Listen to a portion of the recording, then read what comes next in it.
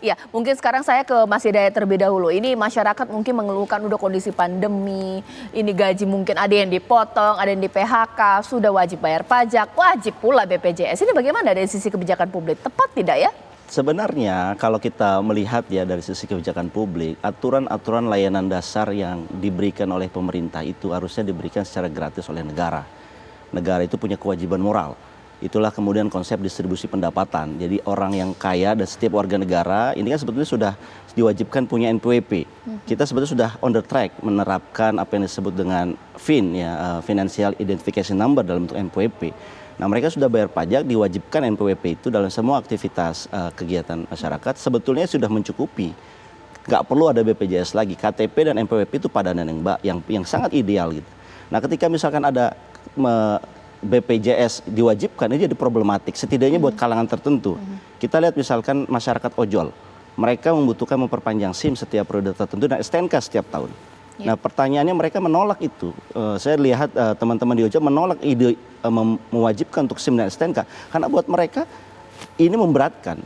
Ya, dalam arti mereka ini adalah kelas masyarakat yang bisa jadi tidak terdaftar dalam PBI-nya BPJS. PBI itu kan jadi persoalan 85 juta sekarang yang disebutkan tahun 2021 targetnya 96 juta. Jadi ada sekian 10 jutaan yang belum tercover oleh PBI. Dan kalau mereka kemudian diwajibkan itu mereka akan menjadi menolak karena daya beli kita apalagi saat ini masih Covid, masyarakat juga dengan harga-harga tinggi, mereka merasa berkeberatan membayarkan iuran BPJS yang sebetulnya mereka dalam kategorinya itu adalah kategori menengah ke bawah yang tidak sanggup, yang harusnya itu di-cover oleh PBI. Jadi menurut saya, hemat saya, ini sebenarnya sederhana ya. Kalau melihatnya ini adalah layanan dasar dan ini harusnya di-cover oleh pemerintah, maka sebetulnya tidak perlu diwajibkan lagi BPJS. Iurannya ini seharusnya idealnya ditanggung oleh pemerintah melalui pajak-pajak yang dibayarkan oleh masyarakat. Oke, Pak Menko boleh ditanggapi dengan adanya pandemi COVID-19, nambah lagi nih kelompok masyarakat yang sudah seharusnya mungkin dijamin layanan BPJS-nya oleh negara. Tapi memang mungkin belum termasuk kategori itu. Apa contohnya mungkin adalah ojek online, sektor pekerja informal. Kalau dia dipaksa untuk bayar iuran, anaknya ada 3 ditambah istri, berat bebannya. Bagaimana Pak Menko? Tadi Mbak Kurniasih kan sudah menyampaikan ada relaksasi dan itu selama COVID ini juga sudah dilakukan itu. Jadi ada yang pengurangan iuran, artinya grade-nya diturunkan dan juga sampai turun yang tadi itu ditanggung oleh pemerintah. Jadi sebetulnya sudah dilakukan juga.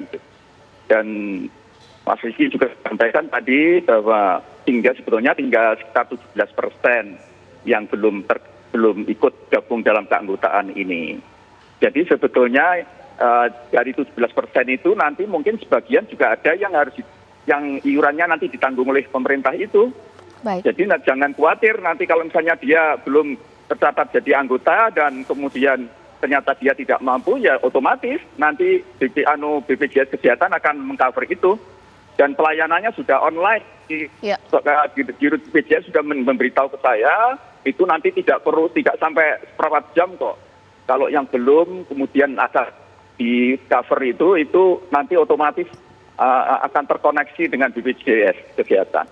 Kemudian yang berkaitan dengan yang disampaikan yang terakhir Mas Hidayat, itu kan soal paradigma ya. Jadi sekali lagi kalau dari pemerintah itu dasarnya undang-undang.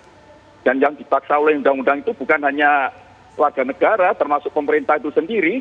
Di amanat Undang-Undang Nomor 40 tahun 2004, kemudian diperkuat dengan Undang-Undang 24 tahun 2011 tentang BPJS, dan yang terakhir Undang-Undang 11 tahun 2020 tentang Cipta Kerja itu memang begitu. Amar undang-undang itu wajib gitu, dan pemerintah juga harus menegakkan aturan itu gitu. Jadi ini persoalannya undang-undang.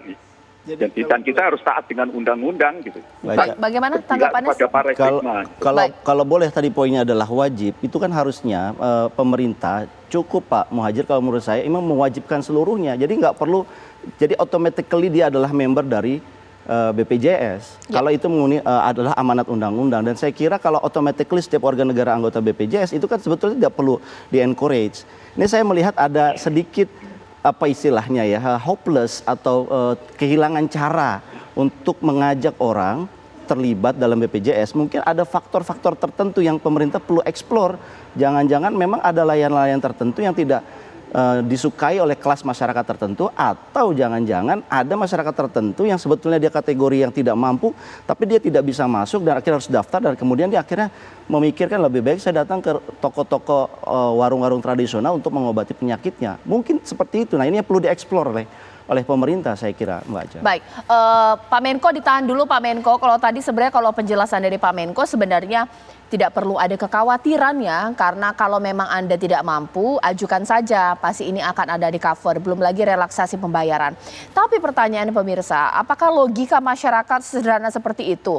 Atau praktik di lapangan akan sesimpel itu? Nah, kita tanya ya kepada masyarakat, sudah ada rekan kami, Cornelia Ami, yang sudah siap mengabarkan dari sana, mau tanya-tanya kepada masyarakat pendapat mereka terkait kebijakan ini seperti apa. Ami, dipersilahkan.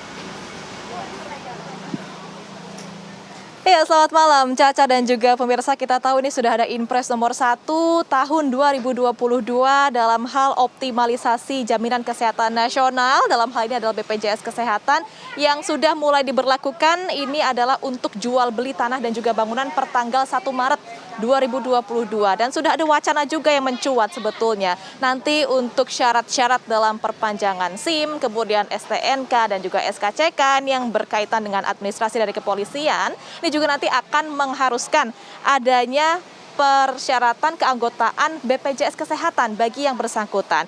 Nah, bagaimana kemudian masyarakat menyikapi ini? Karena memang informasinya dari Presiden sendiri memerintahkan 30 kementerian dan juga instansi untuk bisa mengoptimalisasikan hal tersebut dalam program-program mereka masing-masing. Kita akan coba tanyakan pemirsa kepada masyarakat yang ada di sini. Saya mau kepada bapaknya lagi makan di sini. Halo, selamat malam.